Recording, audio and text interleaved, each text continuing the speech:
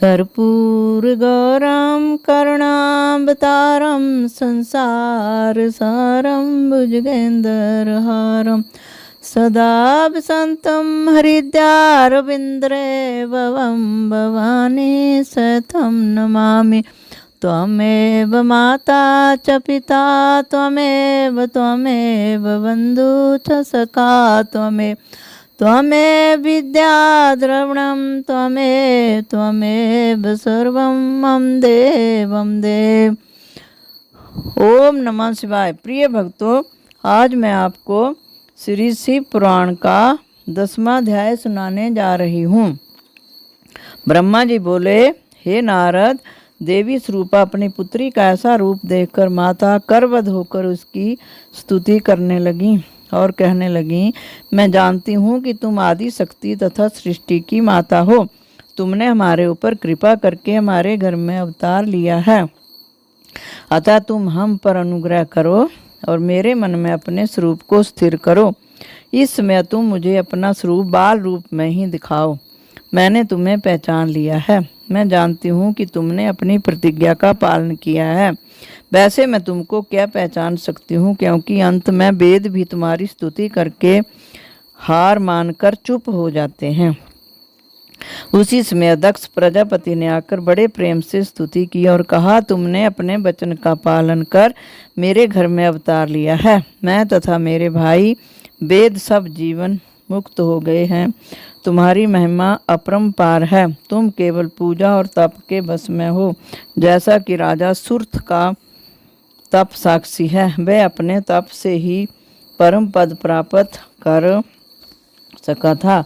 तुम्हारा सुवर्ण शुंभ ने भी क्रोध एवं वैमनस्य से मन लगाया तो भी वे ध्यान करने से परम गति को प्राप्त हुए।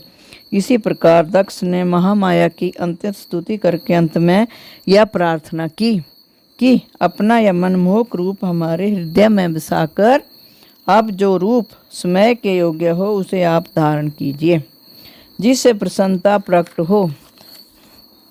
इस प्रकार दक्ष तथा उसकी पत्नी अर्थात अपने माता पिता की बातें सुनकर श्री देवी जी बोली, हे दक्ष तथा हे दक्ष पत्नी, तुम दोनों ने ही हमारी बड़ी उपासना की है।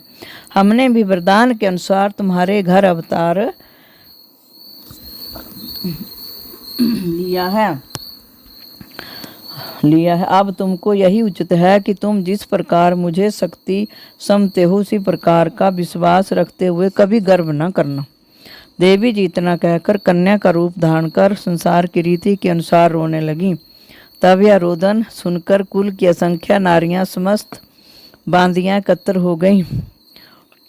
उन सब ने पुत्री को देखकर प्रसन्नता प्रकट की। उस दिन नगर में सर्वत्र प्रसन्नता छाई हुई थी। चारों ओर से जय जय नाद गूंज रहा था। दक्ष तथा उनकी पत्नी ने वेद एवं कुल के नियमानुसार सब रीति की तथा बहुत सा धन दान स्वरूप बांटा। उसमें मैं तथा विष्णु जी देवताओं और मुनियों को साथ लेकर वहां जा उपस्थित हुए तथा दक्ष के निवेदन के अनुसार हमने उस कन्या का नाम सती रखा। दक्ष के यहाँ पुत्री उत्पन्न होने से इस आनंदोत्सव की तीनों लोकों में चर्चा हुई। दक्ष प्रजापति तथा दक्ष पत्नी ने पुरुषों एवं स्त्रियों का समुचित आदर सत्कार किया।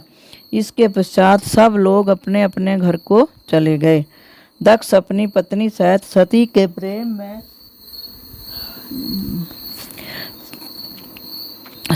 प्रेम में निमग्न होकर सब कुछ भूल गए। सती चंद्रकला की भांति दिन दिन बढ़ने लगी। वे प्रतिदिन शिव पत्नी का पाठ करती तथा सदा शिव का ध्यान करती। वे पार्थिव शिव पूजन करती तथा माता पिता की प्रसन्नता की ओर अधिक ध्यान रहता, परंतु इस बात को वे किसी पर प्रकट न होने देती। सती इसी प्रकार के विचित्र खेलों में मगन रहती। जब कुछ बड़ी हुई तो उनके मुख की कांति दूनी हो गई। उनकी सुंदरता की समानता तीनों लोकों में कोई भी नहीं कर सकता था। लक्ष्मी मोहिनी भी उनकी सुंदरता की समानता न करके अंत में पराजय मान गईं। हे नारद, इस प्रकार मैंने दक्ष की कन्या का यह संक्षेप में वर्णन किया है। ओम नमः शिवाय, ओम नमः शिवाय, ओम नमः शिवाय।